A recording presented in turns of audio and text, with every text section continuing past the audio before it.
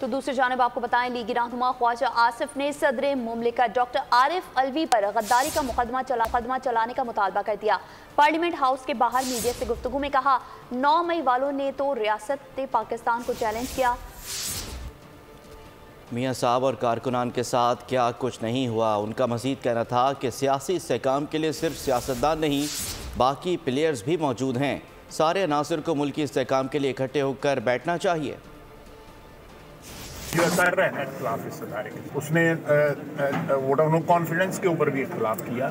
میرا اپنا خیال ہے کہ پریزیڈنٹ کو جو ہے وہ آرٹیکل 6 کے تحت اس کے مقدمہ چلانا چاہیے۔ 2 دفعہ وائن کی جو 9 مئی ہے وہ تو قوم کے اوپر قوم کا قرض ہے، وہ ادا ہونا چاہیے کہ ایک ریاست کو چیلنج کیا کا ضرور کوئی حساب تو ضرور ہونا چاہیے۔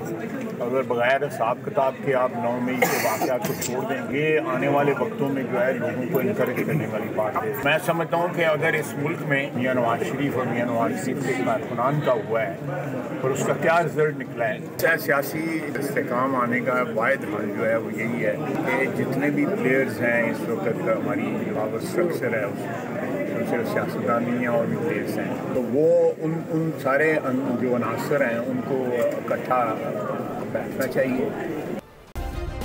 سبسکرائب کریں اور بیل دبائیں تاکہ کوئی خبر رہ نہ جائے۔